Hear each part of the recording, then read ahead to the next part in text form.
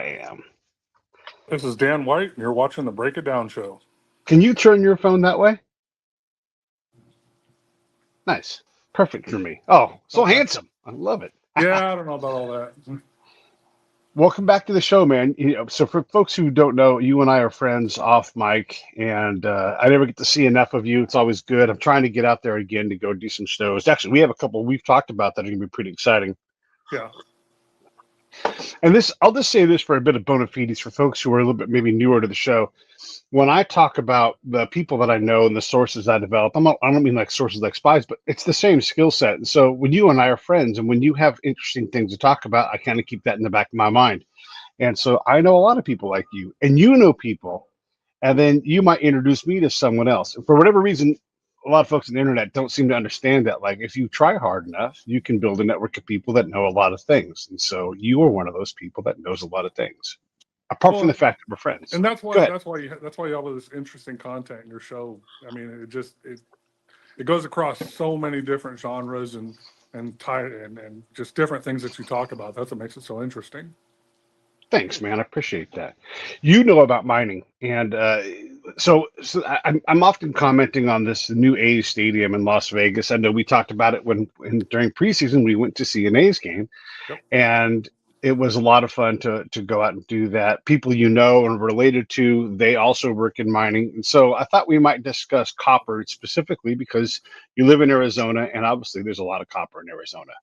There is about 70% of our current copper consumption comes from Arizona. I am told that we have a problem with copper processing, that the smelters are already at max capacity and it'll take years and years to build new ones. Yeah, the processing for smelting isn't exactly the most environmentally friendly. So getting another smelter built is, I say act of Congress, but it's actually worse than that. Mhm. Currently, the only two smelters are owned by a company called Freeport McMoran and Rio Tinto. The one Mm. here in Arizona, Freeport owns it, and the one up in Utah, Kennecott, Rio Tinto owns it. Are they operating at max capacity? Not the one up in Utah. That copper mine is getting towards the end of its life, and Rio Tinto has some interests out here with copper currently. It's been going on for probably almost 20 years now, Hmm. trying to get the copper mine out here open for them, and they're going to use that copper, put it on a train, and send it up to Utah, so I don't have to worry about building another smelter. So. When you talk about taking 20 years to open a mine, that seems crazy. Why is it so hard to open a mine? Um, Honestly, working where I worked, that particular mine, we literally just hours away from getting our ability to operate, and it was politics. Um, the land swap currently that's going back and forth in the courts and everything was actually mandated by Congress when Obama was president. So Mm. it was signed into law, and it just hasn't happened yet. If it's signed into law, again being held up on the executive side, like whoever governor is or whoever the county, whoever is that, or where's it held up at? What level? It's currently held up in the courts. There's a handful of people up here that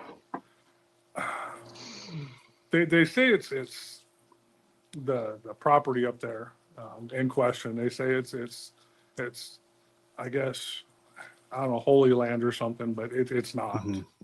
Mm. Um, it's a long story. It's a long process. This whole copper thing that mine up there is currently on, but it's back and forth in the courts. The land swap was supposed to happen when Biden was elected, and unfortunately, he put a woman in charge of, I believe it was Bureau of Land Management or something, and Hmm. she was able to stop the project. And she says as Okay. long as she's in that seat, the project will never happen. She was a woman from New Mexico, and it's been held up. I mean, they've gone through all the processes necessary steps to open this mine. It just hasn't happened. I mean, it's Right. going to happen at some point because they say there's enough copper ore there to supply 25% of the world's copper out of one Wow. mine. That's insane. Yeah, that's crazy. So some of this stuff, the reason why I bring this up is the Oakland A's are building a stadium on the strip, and that's going to obviously take a lot of copper to do that. And there's an amount of copper in the flow right now where you can buy, and because it's hard to make more, the belief is that it will cost more. I looked at the price of copper, and from my uneducated point of view, it looked like it was fairly steady. Like you could, if you were going to project something for a stadium, you would say it's going to cost within this band, and you'd be pretty safe. Is Do you see there being a run on copper and the price going up quite a bit? Um, Copper has always stayed somewhat stable. You'll Okay, see it go up and down a little bit. Honestly, that stadium is a drop compared to our current consumption as right, Americans and just as the world as a whole. Um, I think that when this mine does open, you might see copper prices slightly drop because I know they're talking about putting tariffs on incoming copper from out of right, the country, and that people are scared of that word tariff, but that honestly that would benefit this mining project here and people that work there. mm, Um, when Biden was elected and they decided to shut the project down, at that point, I we weren't going anywhere, and I knew they okay, were going to start laying people off. So I I chose to leave under my own 2 feet rather than waiting for them to give me a piece of paper. So right, right.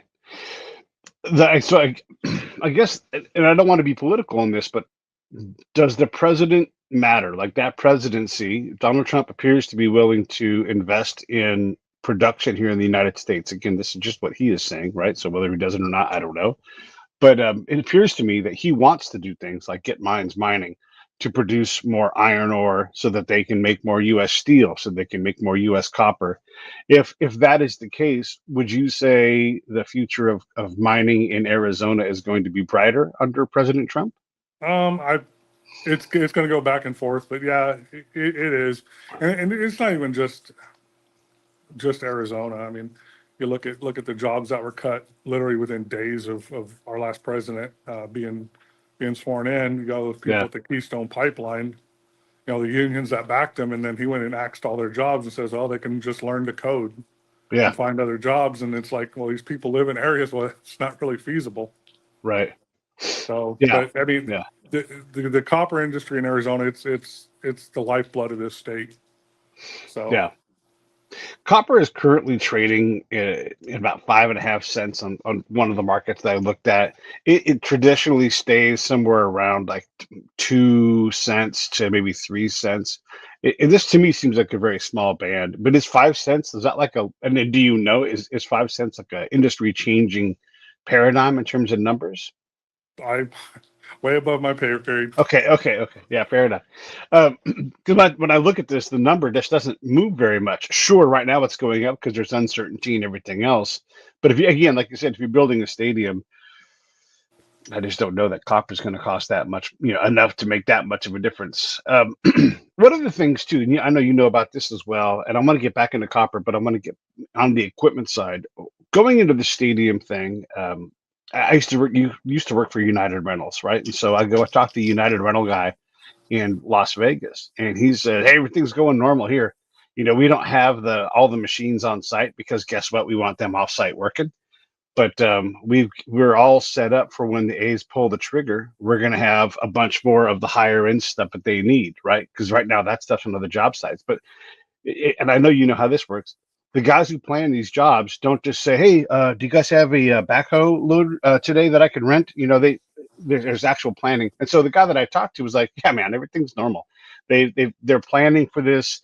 We don't know the exact dates things are going to start, but we're in a window that's totally normal. And I have gear coming from other places, other states was one of them. So does that in any way sound abnormal to you? I mean, you know this industry, but if someone's going to build a stadium in Arizona and they wanted to get gear from you, wouldn't you plan that in advance? And does that sound abnormal with the conversation that the guy and I had?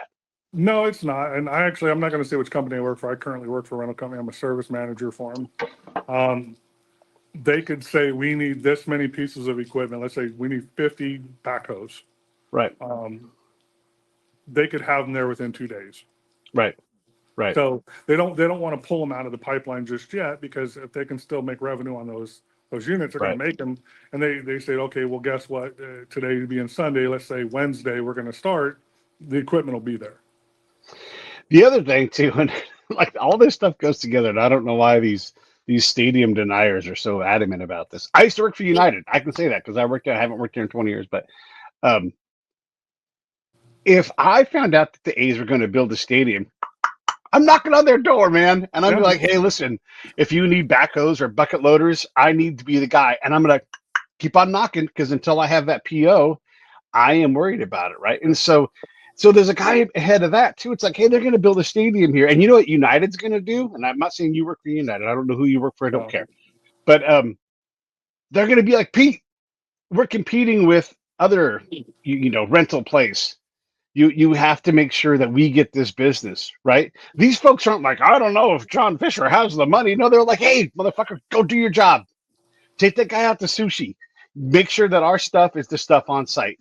That is exactly how that goes. Is that? I mean, I know I'm leading you here, but is that right? um, well, so they're going to have so many. I mean, you got the general contractor who's Right. not going to be renting any equipment. All Sure. these subcontractors, and a lot of these companies already have deals in place with these rental houses, United and Sunbelt, Sun State, Herc. Yeah. The pie is going to divide up. Now, obviously, the elephant in the room is United, because they're so much larger than everybody else. But yeah, they're going to get the lion's share of it. But every company is going to get a taste of it, because Yeah. United wouldn't be able to supply them with all the stuff they need. I mean, that would take some serious gears turning together to get something like that to happen. But there's already legal contracts and stuff in place for the actual Yeah. rental Yeah. stuff. Yeah. And there's probably some offload offset. Like, let's say that United was the prime. And I'm not sure how the deal was structured, but let's just say that the GC says, hey, United's going to be our prime rental thing, but we still have to offload some of that business, probably 51% of that business, to other organizations, if it was structured like that at all. But yeah, I mean, there's going to be competition. And again, I guess the point here is that they're not worried about the place getting built. They're worried about competing for the business for the place. If they were worried about the stadium getting built, they would behave differently than what they seem to have done in Vegas. Yeah, Vegas is it's an interesting line in itself. I worked up there for about 5 years, and the unions have a lot to say up there, They sure about what do. gets done and how it gets They done. sure do. Yeah. Yeah, and who So gets the business, right? Like they yeah, work together. They work together to support their interests, which is 100%. And what's not in their interest? Not building a stadium. You know, it's they want it to get built, and it's not all about the stadium. So I'll get back into the copper thing here in a second. But I do want to say this: another person I talked to was someone who speaks for the union, the labor union hall, in the construction trades. yeah, And look, these guys were desperate to tell me about how great Nevada Union is, and how great their laborers are. We have the world's, you can see we have the world's best. Of course, we're going to build that stadium. Of course, we're going to be front and center. We have the best labor. Why wouldn't we? They're desperate to build this thing. And they weren't acting like, well, we don't know if it's going to happen. They were acting positive because that's what the union does. They represent their people well in this regard. yeah, yeah. Unions definitely they help grease the wheels to get their people working and get them paid. Yeah, yeah, yeah, yeah. Do they get involved in failed ventures? Oh, sure, sometimes, but I don't think anybody's expecting that. Let's get back into copper. Uh, What's something that we need to know about copper that maybe we don't realize? you think about all the products that has copper in it. I mean, Okay. there's so much stuff, and you look at here in Arizona, this particular project, the one we were talking about earlier. It's going to employ thousands of people, a lot of Native Americans up there. I know that Rio Tinto and BHP have an agreement to hire a certain percentage. I don't remember what the exact percentage was, but it's a lot of them, and these are good paying jobs, which would benefit the Native American community up there. And Yeah. for some reason, people that are part of the rank and file of those Native American tribes up there, just they're against it. And there's a lot of rumors going around of why that is, and I don't want to get into that, but Yeah. Rio Tinto and BHP have spent billions up there Yeah. making sure this thing is done right. The emphasis they put on safety and just making sure, the environment is protected, and all the training they put into it, land disturbance training, and the water currently that's being pumped out of the shafts, because you got to constantly run those pumps. Otherwise, those shafts are going to fill up with water. Right. That water is being treated by a water treatment plant that they built out there, and it's being sent out to the farmlands in Arizona and given to them. Yeah. Yeah. It's And incredible. yeah, and prior to me leaving there, we had just installed a reverse osmosis plant, so we can take some of that water and reuse it in the plant for drinking and stuff like that. So we didn't have to take it from the water supply of the town. Right. Right. This is a norm with major industrial corporations that I don't think folks realize. And so I'm glad you brought that up. I know a lot about the refining industry. A lot of my friends work in refineries, and they do the same thing. If they spill something, they have to raise their hand and say, hey, local government, we spilled something or we off-gassed something. Yep. And then they have to abide all of the laws, and they do. Like, we have to abate this dirt. It has to be processed and contained in a certain way. Only licensed people are allowed to come, and it's like all of these rules and regulations, because it turns out, and it's good that we have them. We need these watchdogs. We need these regulations because it's easy for corporations to not do this. But all of the major corporations I know that work in these kind of industries, they're desperate to get it right because it costs them money when they don't. And so they are glad to abide the law. And do you find that to be true with mining? Oh, it's that times 10. I'll give you a quick anecdote about. So the water treatment plants, they have these big thickeners, hundreds and, I mean, if not millions of gallons of thickener water. As part of their processing for, they send it out to the farms. A bird got stuck in a valve, and we had to shut the whole thing down for a few hours and pull this piping apart, and we got the bird out, and immediately they notified the EPA and all these other groups to come out and take a look at this bird, make sure it wasn't an endangered species. Well, it wasn't. It was just a common bird, but it was one bird, so they spent tens of thousands, if not hundreds of thousands of dollars putting nets on top of these thickeners, so it doesn't happen again, because that's the only place it could have came in was through the top of one of those. Yeah. They spend a lot of money preventing, or doing their best to prevent any kind of problems. A lot of industries, and you probably know this working at United, they're more reactionary, knee jerk when it comes to, they have an accident. Oh, we got to institute this policy. Most of the mining companies, and Rio Tinto specifically, they're so strict about safety and so strict about just doing things the right way. Right. They play that what if game all the time. And what can we do to prevent this from happening? There's a lot of root cause analysis when something does happen that leaks over into other parts of the mining industry, to where they say, oh, this could happen here. Let's prevent this from happening. Right, right. Let's build this block of training so that everybody, like if you show up with a backhoe, and you need to hand that off to somebody that knows how to run a backhoe. Now, look, Rio Tinto is going to have that all covered and everything, but the person that covers that has some kind of Rio Tinto licensing to say, hey, I can run a backhoe. They don't just throw Jeff in there and be like, Jeff, go get him. Like there's some, and I'm saying backhoe, there's all kinds of complex equipment that you have to know how to use. And yeah, and I imagine that you probably do some training to help folks, like when they don't have the capacity to use this new sluice machine or whatever it's going to be, that you can say, oh yeah, sure, here's how we work this thing. Yeah, when I was out there, I didn't do so much of that. I did inspect every single piece of equipment that came onto site, and I would say probably 75% of it got turned away, because it would not meet our standards. So, what does that look like? Like, what kind of things would turn it around? Minor, what they call, let's say, cylinder soaking. There's a cylinder, it's wet. It's not dripping, but it's wet. Well, there's a potential it's going to start dripping. So guess what? It's not coming on site. Right. The most minor, and I say minor cracks, but cracks in stuff that like really is not structurally. It doesn't affect the unit structurally, but you got a boom lift. It's got a kick plate around it to prevent tools and stuff from falling off this thing at 100 feet in the air. Yeah. Well, if the kick plate's cracked, yeah, it's good. It's still going to stop the stuff from coming off, but there's a potential that it could crack on the bottom and then stuff can fall off. So it's not coming on site. Right. Right. Cleanliness is a big thing. If it gets there and Oh there's yeah. dirt on it, guess what? Don't even take it off the truck. Just get it out of Yeah. here, because Right. you can't bring foreign dirt onto a mine site. And a presence of dirt also indicates a lack of maintenance too, does it not? Uh, it can. It can, yeah. And that's the other thing they look at. They look at when was the last time the oil was changed in that unit, or how new are the batteries. I mean, depending on the piece of equipment, it's probably 45-minute inspection to an hour inspection on just a general piece. And when you bring something like a hydro crane or something in there, I mean that's 3, 4, 5 hour inspection. Right. Right.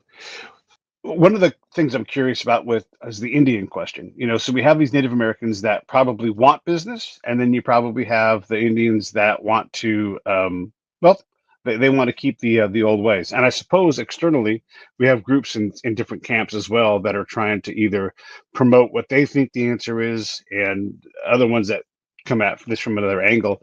So what do you think about the local Native Americans in that region and mining? Is this something that they're interested in? Do they want to see it up and running? Probably about 98% of them do, because it's going to mean employment for them. It's going to mean money for them, and we're talking generational money. Mm, This mine has the potential of 100 plus years of employment. right. So that's probably 3 or 4 generations, and it's definitely an uplift to the community out there. But there is a small, very small minority handful of people that don't want it, and like I said, there's rumors about why, and I don't want to get into that, but Yeah, let's not yeah, worry about rumors. yeah, majority of the people want it. I have not been to every reservation in Arizona, but I've been to several, and none of them are icons of wealth. There is some wealth there, and you can see it, but mostly what you see is stuff that makes you disappointed. It makes you sad that people have to live like this, and I want them to do better. Have you found a similar thing whenever you've encountered the reservations and driven through them? Yeah, you got the Helix one just south of where I'm at now. The tribe out there where that mine's at, it's the Apache tribe.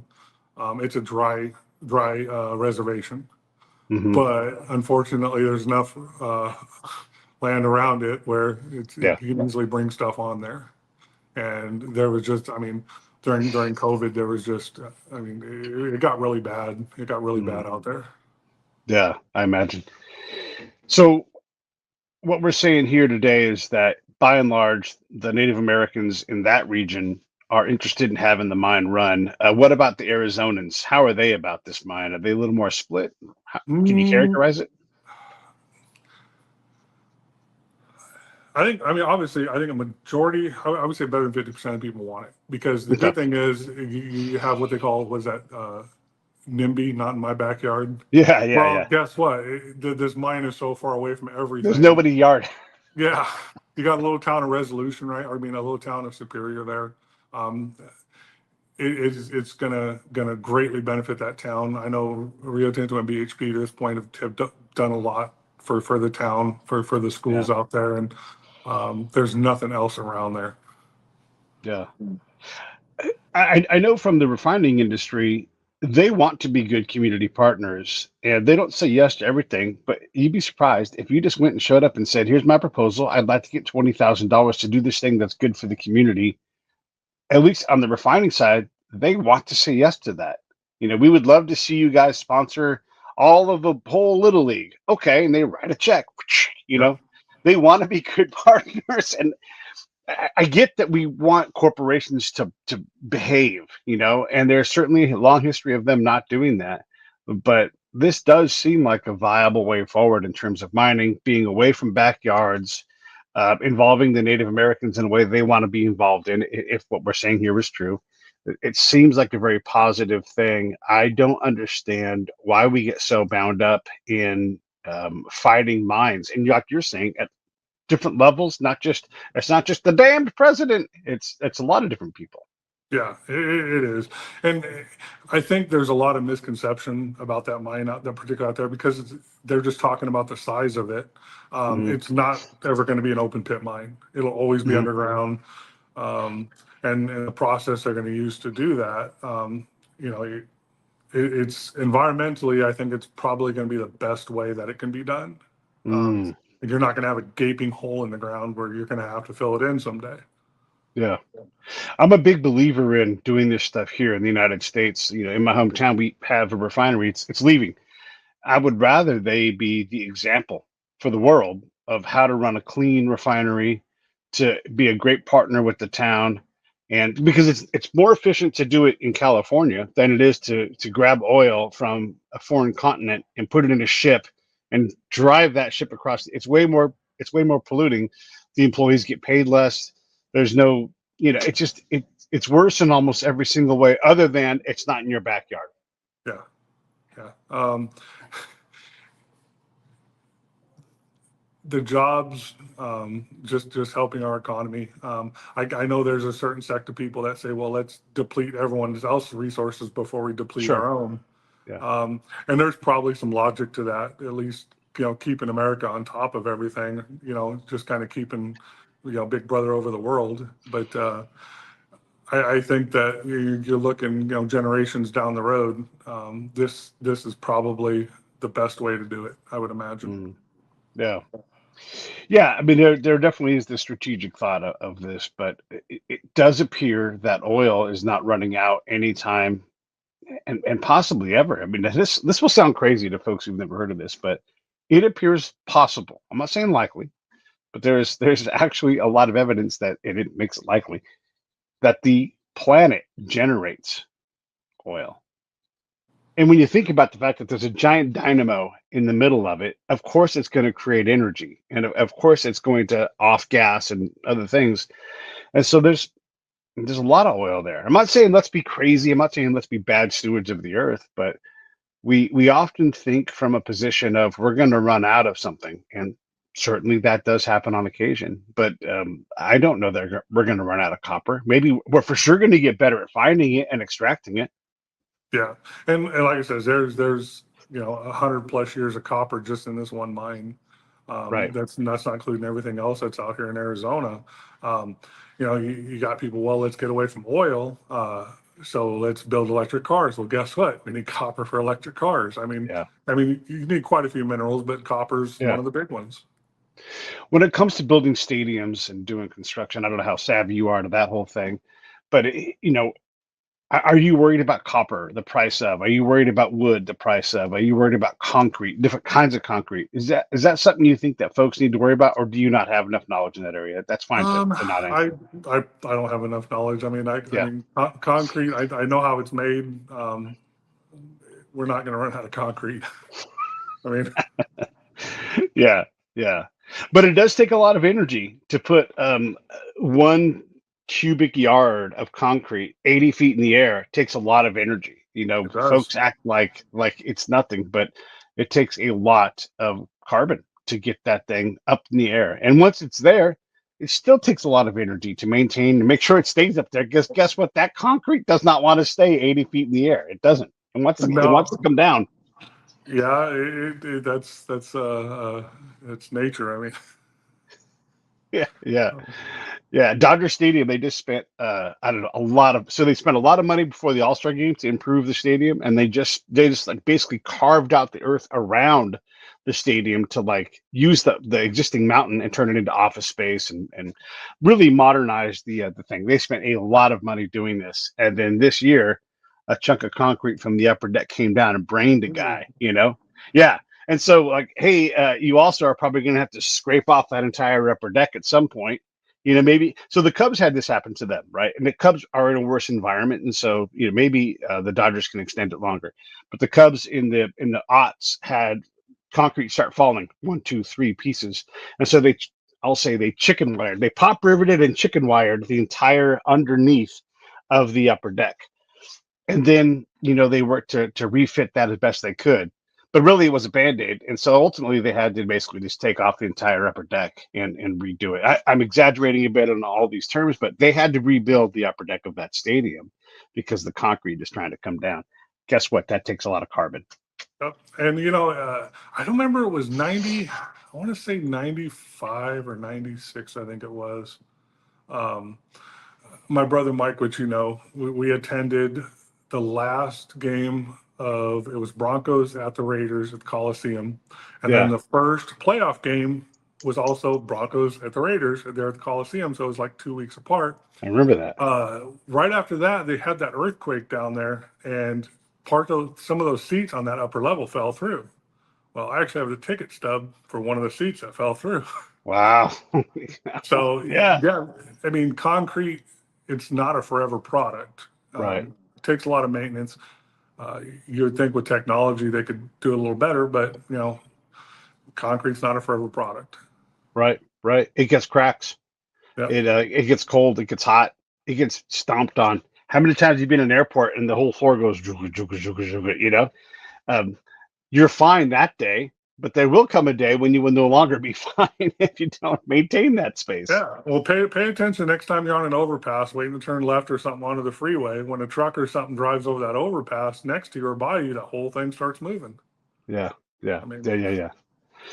When it comes to copper and trying to buy it in bulk, is that something that, I mean, you're saying, you said earlier, it's like a drop in the bucket, to build a stadium with however much copper it's going to be.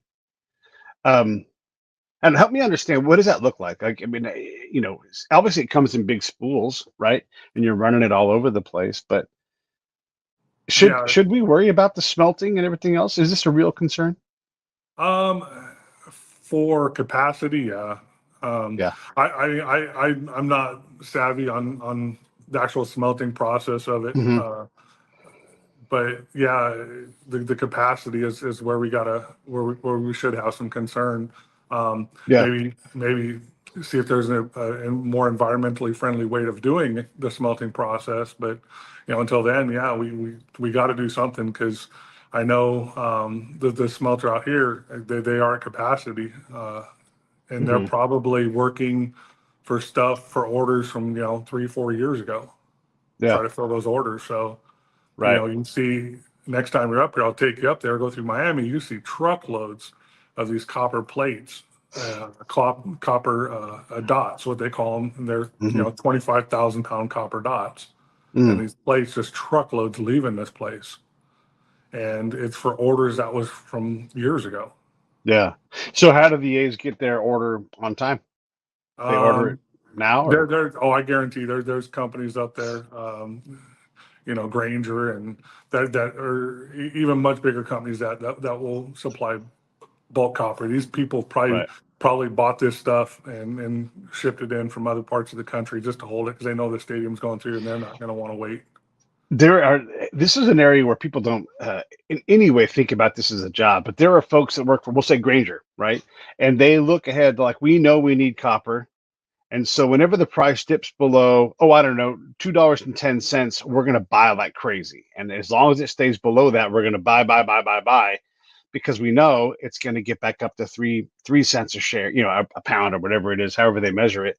But they're so savvy to that. They'll lock in. I mean, they're absolute financial pros. So you wouldn't think that Costco um, would be smart in moving money, but these guys will use foreign money. So they use like the foreign exchange. They'll say, hey, right now the pound is strong on the dollar, so we're going to use the pound to trade in this. And then if it flips around and the pound loses ground to the dollar, they'll go, because they're Costco, they can go, hey, listen, we're not going to pay you in pounds, we're going to pay you in dollars. And then the vendor's like, oh, come on, you're taking out of our end of it. They're like, hey, we can walk away from the deal. Have you read the Yeah. contract? And so they're super savvy with this. And it's not just Costco and Granger. Everybody does this. Everybody's looking to try to scrape a penny or half a penny out of their cost over 1,000, things, so that you can build a bigger hunk of profit. This happens all the time. Well, so going back to that though, bringing in copper for Granger and these other companies, the, Costco, Sam's Club, Walmart, Target, they have people that look at weather forecasts. Guess what? We're having monsoons coming up here next week in Arizona. I guarantee Target and Costco and Walmart shipped in extra wiper blades Right. because they Yeah. know they're going to need them. Right. When it comes to like the equities trading and stuff, pound versus a dollar versus the yen, Yeah. these people are just they're really good at it. They're brilliant And at it. Yeah. the Yeah. people that are trying to get this copper out of the ground are, they're equally smart. This is one of my beefs with the folks that hate the billionaires. One of the reasons why they're billionaires is that they're good at money, and they're good at money even better because they hire people who are really good at money. And so you find folks that know how to pinch a penny, and they do, and they're like, I got us a better deal here, I got us a better deal here, I got us a better deal there. I just saved us $10 million this year, and that's why they do well. I don't have a guy like that. I don't have a guy that's best I can do is go to Edward Jones and have him just like, hey, we're gonna buy and hold. I'm gonna move things around. Don't worry about it. And 30 years from now, there'll be more money there than when I started with, right? Like that's the best I can do. They have folks that will. I mean, it's amazing, and I mean, I should have one of my friends on. It's amazing the power those guys have. Where there's by just being diligent and having a staff, they'll find a company millions of dollars that they would have spent if, except for that person was there to say, "Hey, let me handle this, and I'll shrink that margin." And unless you don't want that money, because I'll keep it. Yeah, yeah. Um, the procurement processes that like mining companies have, Yeah, they really that's how they keep control of their costs. And when it comes to, selling copper, selling silver, selling gold, um, a lot of their profit or the savings they get from their processes, whether it be bringing in toilet paper for their workers, right, um, all the way to the top. One of the things I know that Rio Tinto figures in is if we're safe, guess what? We're not spending money on injuries and deaths and hell yeah, um, lawsuits, yeah, and they look at that. You got a company like Walmart. They have a budget. In case their truck driver kills somebody on the road, they actually have a budget for that. They budget that every year. right, Um, right, or somebody slips and falls in the store. yeah, But then on that hand, they also have these groups of people that also look at these claims and determine whether they're valid or not. yeah, Um, yeah. mining companies, they put a lot of effort and a lot of time and a whole lot of money into planning for the future. Yeah, this is where the numbers start to really tell the truth. We can say things like any death is unacceptable on the highway, but the reality is if there's I don't know, let's say there's 1,000 Walmart drivers. I'm sure there's more than that, but let's just say there's 1,000 of them for a nice round number. And if those guys drive 50,000 miles, and how many miles does a Walmart driver drive in New York? Do you think, Dan? I'm guessing probably around 75, 80,000. Okay, so 75, 80,000. How many left turns is that? And there's a guy who's like special. He's like, there will be, 5 million left-hand turns that these guys will make, and there are going to be 47, and they'll have it down. And all of a sudden, you realize if there are, let's say, 10 deaths from Walmart drivers, I don't know how many there will be, but let's just say that that number is so infinitesimally small in terms of all the decisions, all the maneuvers, all the things, and then they'll see that like drivers who look and act like this get us into more accidents. So let's not hire those guys. You shrink the number a little bit. Backing up tends to kill people more than going forward. How do we have these guys pull forward? And all of that stuff gets put into this mix to where it's almost you can't remove chaos from the equation. Some people are going to die, but that's how these things actually work. It's not about zero being the goal. Of course, you don't want anybody to get hurt, but people die sometimes, and you work in a crazy dangerous place like a refinery or a mine. If you aren't careful at all times, yeah, folks get injured. Yeah, the mine I worked at, I worked in this company in two different mines, one in California, one here in Arizona. Their hold on safety is beyond anything that I could ever explain. Mm, The emphasis they put on it, and they're willing to fire the most senior guy if he right. does, the dumbest thing. They don't care. They Yep. want people going home safely every day because in the end, yeah, it's somewhat about their bottom line. They don't want people getting hurt. Crane operators are big at this. They're the eyes of a job site because they're up high, and if they see something, they shut the entire job site down. And Yeah, they're proud of it. They're like, I'm keeping people safe. No, you will not come. I see you not wearing a helmet, you yeah. know? and they'll get on the thing. Hey, I'm not moving an inch. Everything's shut down. Everybody has to stop right then. What's going on? There's a guy on the site without a hard hat or whatever it's going to be. They know and they see, and that's because they want everybody to go home safe that day too, and so folks don't realize how much attention is paid to these things. We tend to just default to corporations are evil and they pollute and they're monsters. And of course, there's some warranted critique there. But the reality is day to day, everybody's trying to go home. Everybody's trying to make money. Everybody's trying to do the right thing. Yeah, it's so as an example, a lot of Mm-hmm. all mining companies have this thing. It's called lockout tagout. Right. You're working on a piece of equipment, you de-energize it, you verify it's being de-energized, and you lock it out. You make it well known that that machine is not running, it can't be turned on. You have different locks on there. I worked for Rio Tinto. I was an isolation officer. Yeah. When we would do shutdowns, I would have Yeah. to apply better than 100 locks, and it would take me days to do it. Yeah. Guess what happens if someone leaves a lock on and goes home? Yeah. They just tell them come clean out their locker. They don't even. Yeah. There's no explanation. You shouldn't. You're locking out a piece of equipment and you go home for the day. The isolation officer leaves his lock on, but you're supposed to take yours. If you don't take yours, don't come back. Don't come back. Yeah. No. A lot. And also confined space, external watch. There's a lot of different names for it, but it's like there's a man in a hole.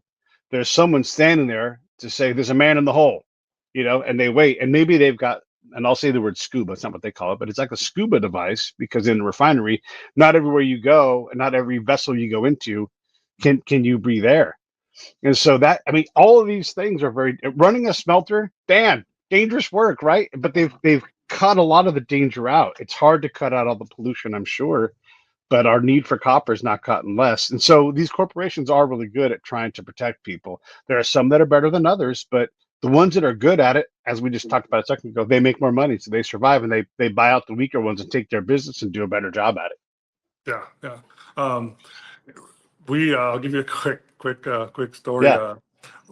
We were doing a confined space entry. You wouldn't think it's confined space, but by definition it is.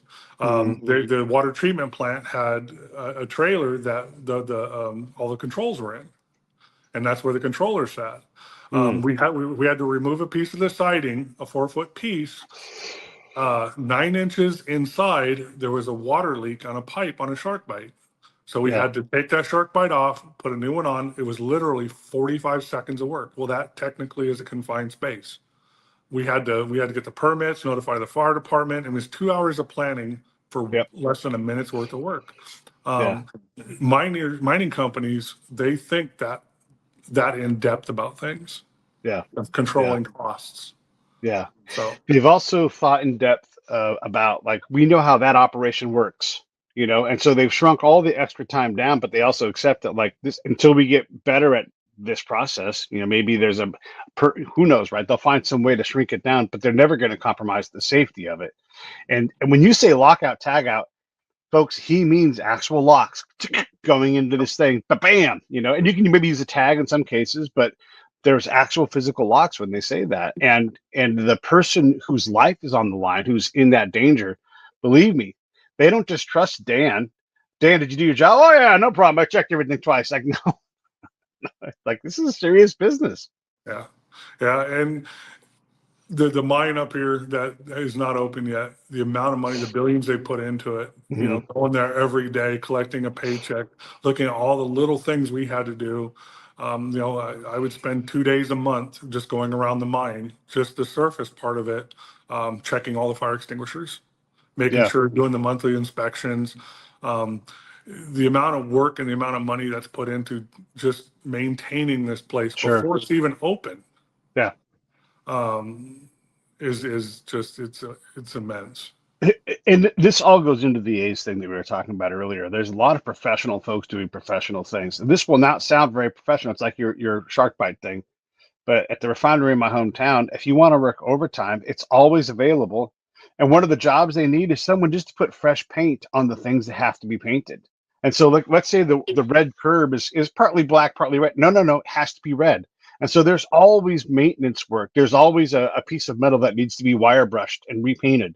You can spend your entire career making an extra $1 million just painting, because Guess what? Has to get done. And a lot of that painting is dangerous work because you got to have respirator on. You're 85 feet in the air, blah, blah, blah.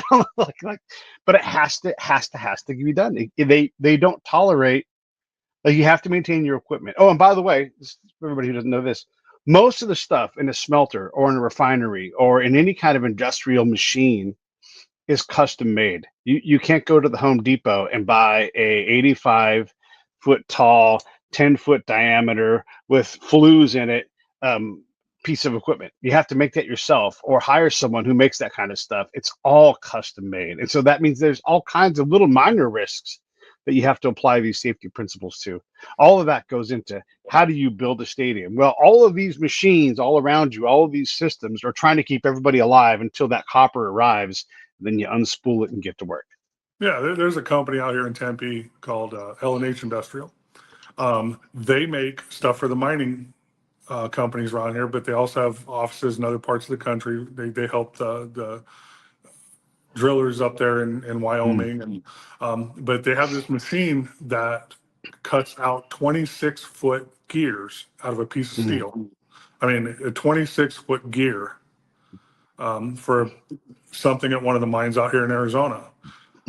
They can make nuts and bolts with this same machine, little tiny nuts and bolts to such precise calculations. And they have engineers, and engineers have engineers, and the amount of work that's going to go into that stadium up there, and the planning that's probably been going on for a very long time, planning on, just in case it happens, let's start planning this now. And the amount of money that's spent on that, it's the same thing that they're putting into this mine out here, this copper mine out here. It's going to open someday. I don't see how it doesn't, because there's just way too much copper out here. You've got a copper ore body that goes miles and miles and miles wide, from 3,000 feet below ground to 7,000 feet below ground. They just can't let that sit out there. Yeah. No, that's for sure. And in this case, the mine has a lot of regulations to abide, has a lot of political fights to fight. It's got to go into the courts, everything else. The stadium on the strip, that's all done, everybody. All the permits that they have to have right now are all set up. And as you get further into the permitting process and as you get into issuing bonds, these things get easier and easier, because no one's going to be the person that's like, I'm going to stop this project right here. No, they're going to find a way to make that thing work. And so if there's some surety bond, and for sure there'll be a surety bond because that's part of the deal. There is no surety bond company in the world that doesn't want to issue a bond for this stadium, because they know it's going to get built. They've done the financials, and they're not the first company to look at the financials. All kinds of companies have looked at the financials. And so they just want to make the money on the surety bond. And so, and this is how surety bonds work. Like, let's say that you have a surety bond for $100 million, make sure this thing gets built or whatever it is. So there's $100 million of risk right there. Well, they'll buy risk. So the main, let's say Pete and Dan's surety company wins the whole stack. Well, we'll sell off our risk. We don't want that whole risk. So we'll sell off 95% of it, but we'll still have positions here. And each position higher makes less money. But we're not doing this because we're going to lose money. We're doing this because, hey, this is free money. And when a catastrophe does happen, our position up here at the $100 million or the $95 million, it's not going to hit that. And so we've already done the math. So all these companies have done the math to understand that, yes, there's always chaos. We understand that, but this is all gravy. And the more of these we do, the better off we're going to be, because there's plenty of money in that. Sorry, I had to talk about surety bonds for a second, but folks didn't understand that there's a process for this too. And I just kind of glazed over because I'm like, I never really thought about how that works. Yeah. I guess it's a lot like a home mortgage. It is. It is all like a home mortgage, and it's like an insurance policy. It's like a homeowner's policy, really, is what it is, right? And so you have this policy, like, is your house going to burn down? Well, we've looked at all of the risks, we've mitigated them, and so we're going to charge you this much off the screen, this much, right? But I don't want all that risk, and so Dan and Pete's company will sell off all of the risk up to a certain level, and we'll buy back in our risk right there. And so it's just all about managing risk, right? And these guys aren't. Insurance companies aren't in business to take risks. They're in business to win bets. and they're really, really good at winning bets. Do some bets go bust? Yes, but they want to win 95% of the time, not 50. They want to win all the time, and so they don't give out a surety bond to someone who doesn't have the money to build the stadium. Listen to what I'm saying, everybody. The surety bond companies are not going to give out money to buy risk where the person who's building the thing, they're not even worried about money because obviously it's going to be there. It has to be. They don't just guess. They look at the financials, they get it all figured out, and they go forward and they issue the surety bond. All right, so I'll shut up about surety bonds. Go ahead, Well, Dan. What do you got for me? but no, it really ties into the copper thing out here because these people are looking at the future. They're looking at the income in the future, Mm, not the ROI, in 6 months or a year or 2 years. yeah, BHP and Rio Tinto are dumping. I mean, I don't know what they're at now, but I would imagine it's more than a couple $1 billion just yeah, maintaining this place. maintaining, right? To look at the probably multi-trillions of dollars worth of copper that's sitting out there. Hmm. They're looking at 100 years down the road. So that actually ties in really well with that. Yeah. So let me back up and see if we can recapture some of this. So, uh, the A's should not be worried about the cost of copper because there appears to be plenty of copper in the pipeline, even if they're buying it at a premium cost from Granger, who went long on the market. Is that a good fair assessment? Yeah, Okay. I would probably worry more about rebar than copper. And why is that?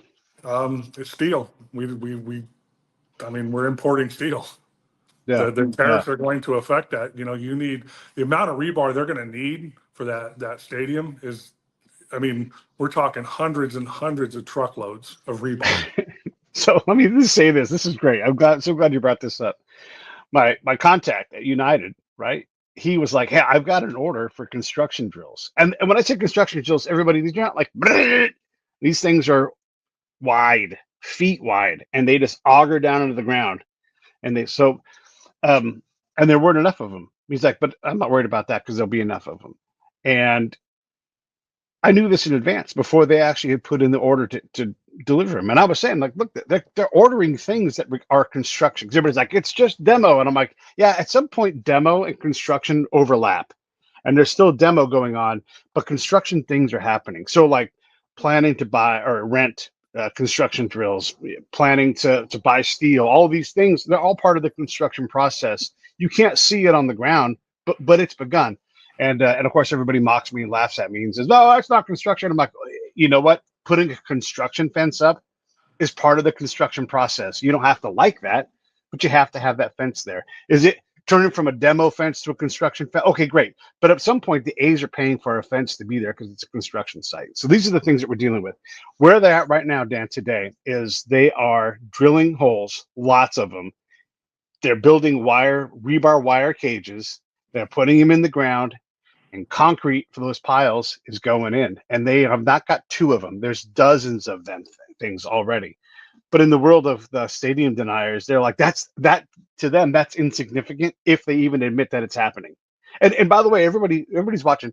There are all kinds of videos. You can go on YouTube and look at the people who are tracking, separate from everybody else, with their drone, the progress going on the ground. And there's dozens of construction workers. There's vehicles all over these sites. There's rental equipment everywhere for anybody to watch and see. I'm going to shut up about that for a second and let Dan talk. Dan. Well, the planning process, whether it be copper or construction or whatever it is, Yeah. you look at the audience in the room. Um, our company that I work for currently has brought stuff into the district, knowing that in Vegas they're going to need certain types of rental equipment. Mm-hmm. Out here, we leveraged the thought that TSMC, which is a Taiwanese semiconductor manufacturing, they're going to need a lot of single man lifts with grid baskets. So 3 years ago, our company went out and bought 500 grid baskets because we Right. knew at some point, so we held on to them. We're getting ready to start a huge project out here on our end of the valley, the 303 project. Well, we're not leveraging too much in the way of construction equipment for dirt because our elephant in the room out here is Empire Cat. They pretty much have a chokehold on the industry out here when it comes to dirt equipment.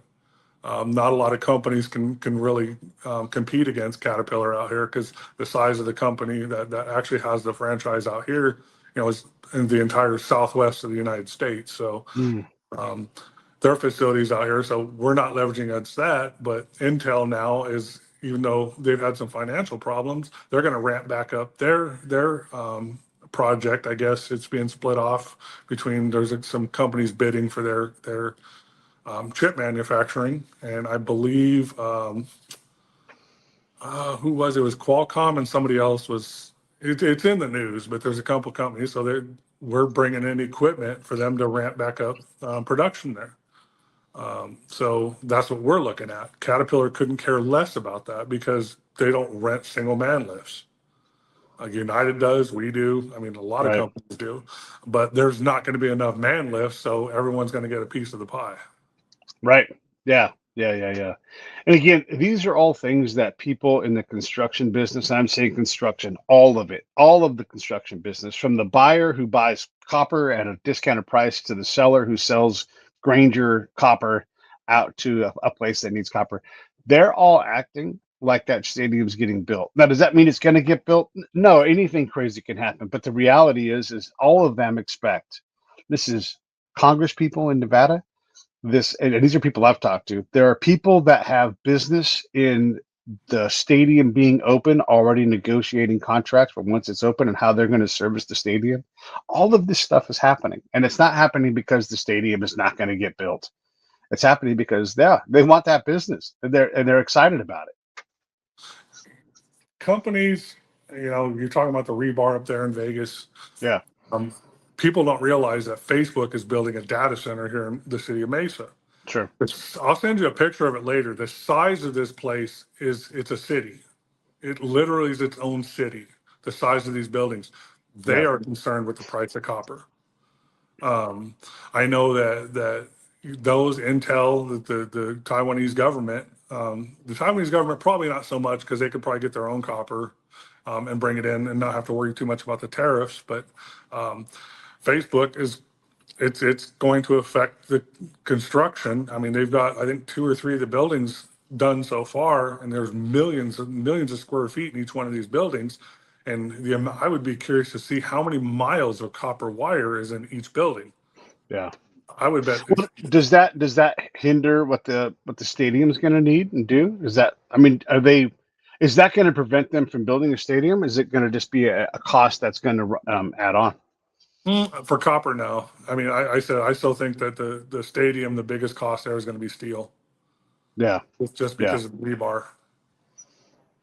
yeah. There's a lot of that, and that thing is it's a dome, and it's a huge, huge, obviously dome thing, and then there's stuff that hangs down from the dome. All of that's all steel, right? Yeah. And a lot of it is glass. One of the biggest, if not the biggest, window in the world is going to go in there. But again, that's all that weight is supported by steel, and so Yeah. you have to deal with that. The stadium, I would imagine the copper it's going to use is so small compared to what Facebook is doing. Or what Apple has a data center out here, and mind you, Apple, Facebook, Intel, their data centers, they have their own power generating stations. Yeah, right, right. Yeah. Um, all the wire that goes into that. I mean, the stadium, the copper price is. I mean, it's literally they're probably not even going to notice it.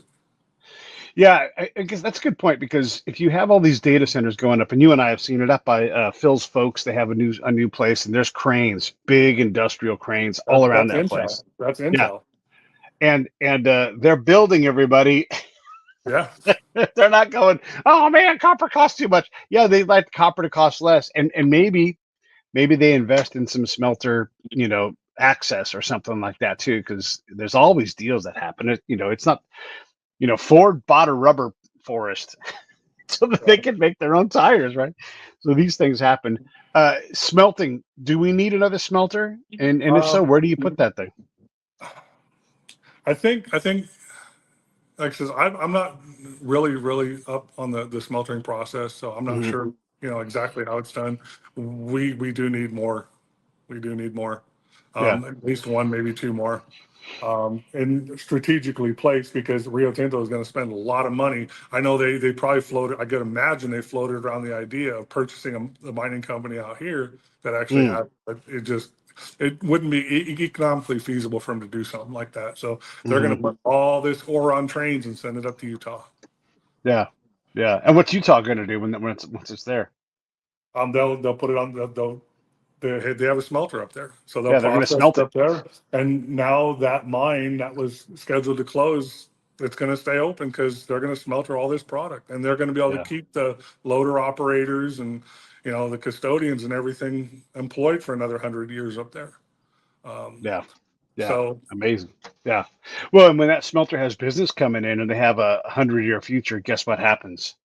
They invest in their machine because now there's money to work with, and they'll absolutely find ways to increase capacity because I'm sure they're like, as soon as this thing turns on and we get that $100 million contract, they're going to invest in their machine. But you have to have the money. All these things take money and investment, and you can speculate some, but like Rio Tinto not buying that other company for whatever reason because it doesn't make financial sense, right? They got to find a way to make it all make sense. Anything you want to say in closing? And Dan, thank you for hanging out with me today. And it's the weekend. This is going to go up tomorrow, but thanks for hanging out with me. I always love our chats. I do too. Can't wait for you to get back out here. I'll show you some of the biggest holes in the country, not far from my Yeah, house. I love it. I love it. All right, stand by. I'm going to shut down. Hey, everybody. I hope you guys love that show. Make sure you watch all week. I've got good shows coming on. This one just happened to do on Sunday. Got a whole bunch of great stuff coming up.